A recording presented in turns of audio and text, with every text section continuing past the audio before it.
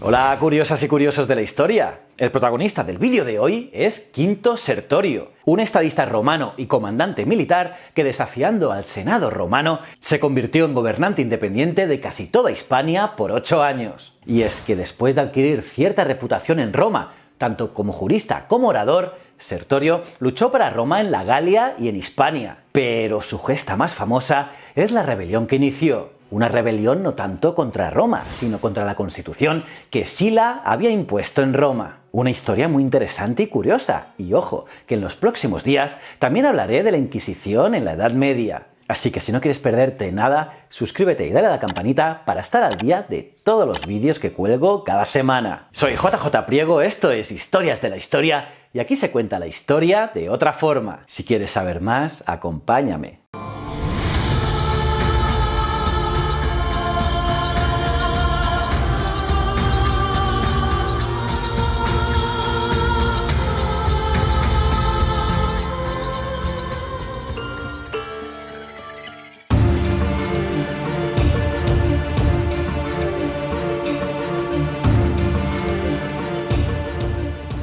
Quinto Sertorio nació en el 122 a.C. en tierras sabinas, más concretamente en la ciudad de Nursia, hoy Norcia, en Italia. Quinto era sobrino de Gayo Mario, político y militar romano, llamado tercer fundador de Roma por sus éxitos militares. Pues bien, Sertorio pronto destacó bajo su mando, primero en Numidia y después contra los cimbros y teutones. Como recompensa a su valentía, fue nombrado tribuno en el año 97 a.C. Os recuerdo que un tribuno militar es tanto un oficial de una legión romana como un cargo oficial del Estado romano. Y con ese cargo fue enviado a la siempre revuelta Hispania, donde destacó 4 años después a las órdenes del prétor Tito Didio. Y destacó al conjurar con éxito una rebelión indígena en Isturgi, los actuales Villares de Andújar en Jaén. Y es que, en complicidad con los habitantes de Cástulo, una antigua ciudad ibero-romana, capital de la Oretania, cerca de Linares en Jaén, los habitantes de Isturgi masacraron a la guarnición romana mientras dormían, pero Sertorio y unos pocos afortunados escaparon a tiempo. El Sabino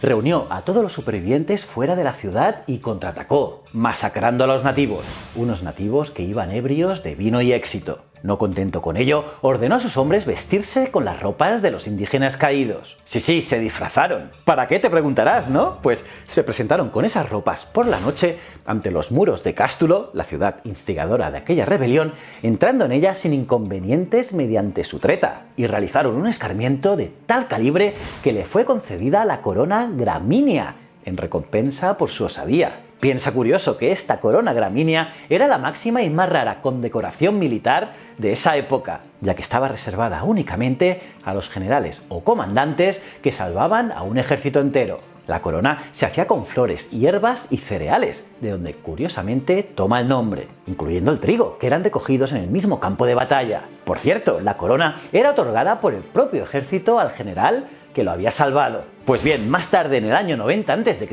Sertorio fue designado como cuestor en la Galia Cisalpina. Un cuestor es un tipo de magistrado de la antigua Roma, y más tarde ejerció después como legado como general del ejército de su tío Mario en la Guerra Social, o también llamada Guerra de los Aliados o Guerra Mársica, que fue un conflicto armado que se desarrolló entre los años 90 y 88 a.C.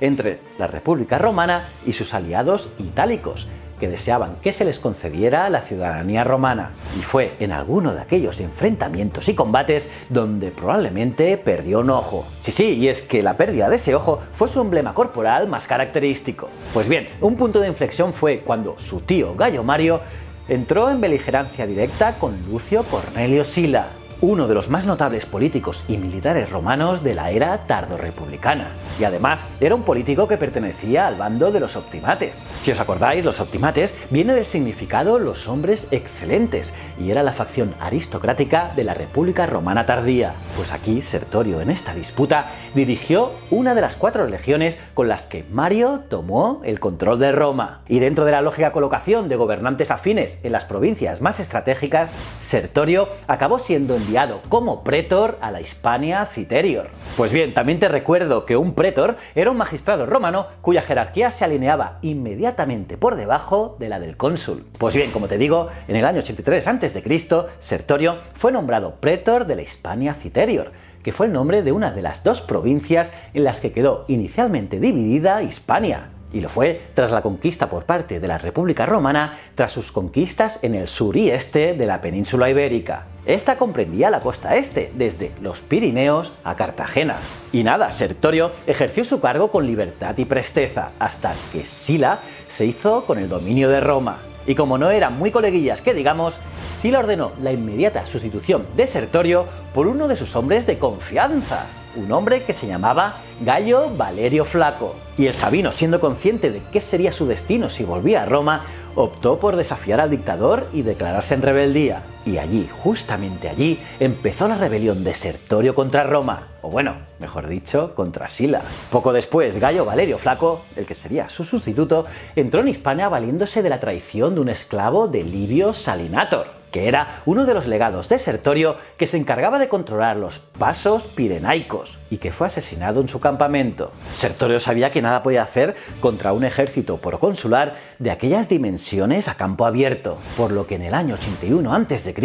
se vio forzado a abandonar Hispania desde el puerto de Cartagonova, recayendo en Mauritania como soldado de fortuna junto a 3.000 fieles romanos que decidieron acompañarlo en aquella nueva aventura. Plutarco nos narra en su vida de Sertorio varios pasajes de su estancia en el actual norte de Marruecos, derrotando y tomando la ciudad de Tingis o Tánger, y lo hizo al régulo Ascaris, pariente del rey Boco y aliado de Sila, luchando en singular combate contra guerreros legendarios y llegando en sus viajes hasta las Islas Afortunadas, las actuales Canarias. Y probablemente en estos oscuros años de exilio y leyenda estableciese su primer contacto con los piratas cilicios, los que fueron a la postre los verdaderos artífices de la desafección de la baja aristocracia romana a su noble causa. Pero bueno, eso es más tarde, ya llegaremos. Y bueno, en ese momento, seguramente porque la política de los gobernantes optimates, los de Sila, no era tan condescendiente con los nativos, como había sido la de Sertorio, una delegación lusitana llegó hasta las costas mauritanas en busca de Sertorio, y lo hicieron para hacerle una oferta al Sabino, una oferta que era muy tentadora. La oferta trataba de que una potente coalición de tribus se pondría a sus órdenes, a las órdenes de Sertorio, si éste decidía volver a Hispania y enfrentarse al gobierno despótico de Sila. Y claro, Sertorio dijo que sí, un sí rotundo. Así, a finales de la primavera, el ejército personal de Sertorio, 2.000 romanos y 700 jinetes mauros, desembarcó cerca de la actual Tarifa, obteniendo rápidas y contundentes victorias contra el gobernador de la Hispania Ulterior y sus bisoños legados. Pronto, Sertorio contó con 4.000 hombres más y 700 jinetes reclutados entre las tribus lusitanas, que veían en aquel romano de noble temple e innatas cualidades para la guerra una especie de reencarnación de Viriato y Aníbal, pues era tan habilidoso y guerrero como el primero y tan tuerto y astuto como el segundo. Antes del invierno, una gran victoria sobre el proprétor Lucio Fudidio cerca del Guadalquivir, que se saldó con 2.000 bajas entre las filas enemigas, consolidó su posición de liderazgo e instigó la rebelión más allá de los límites de la Lusitania. Al año siguiente, Sila envió a otro de sus más firmes acólitos en calidad de procónsul de la Hispania Ulterior, con el cometido de atajar aquella inesperada rebelión. Se trataba de Quinto Cecilio Metelopío, un aristócrata orondo, altivo y amante de los vicios, de los excesos de la carne, en todos sus sentidos. Metelo movilizó cerca de 40.000 hombres, cifra que casi quintuplicaba a las fuerzas de su rival. Pero Sertorio no solo combatía con soldados. Piensa curioso que no tomó en Hispania mayor título que procónsul, manteniendo así la legalidad de su cargo. Además, el tío creó un senado paralelo al de Roma en Osca, la actual Huesca, con todos los prófugos de las purgas de Sila.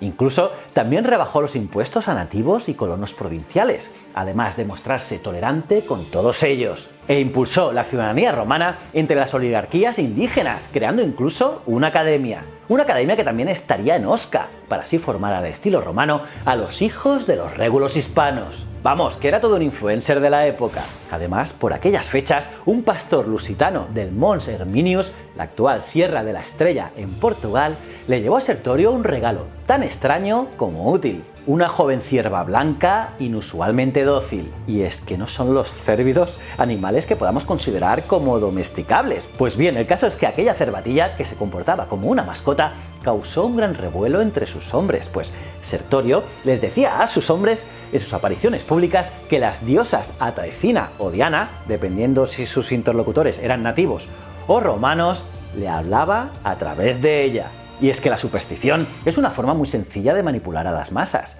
Por ello, las religiones lo han aplicado también desde tiempos antiguos. Y así, con el ciervo entre el 79 y el 76 a.C., Sertorio se apoderó de casi toda la Hispania Citerior y la parte lusitana de la Ulterior, quedando el quinto Cecilio Metelo Pío recluido en Córdoba y dominando el valle del Betis, el Guadalquivir y parte del Anna, el Guadiana. Además, todo el valle del Iberus, el Ebro, secundó la revuelta, en especial los celtíberos en detrimento de los vascones, que se mantuvieron al margen fieles a las fuerzas gubernamentales. ¿Qué? No está mal la vida de Sertorio, ¿verdad? Pues bien, en el próximo vídeo, si queréis, os explicaré cómo acabó todo, porque lo que está claro es que Roma no iba a dejar las cosas así. ¿Cómo os habéis quedado, curiosas y curiosos? ¿Qué os está pareciendo la historia de Sertorio? Mola, ¿no? Me lo puedes poner en los comentarios, los leo todos. Y nada, aparte de darle like al vídeo, suscribíos y campanita, os recomiendo este vídeo de aquí, que es alucinante. Y si no eres suscriptor, dale a este botón. Y estos dos botones son mis otros dos canales, tanto Ciencias de la Ciencia como Isipromos TV.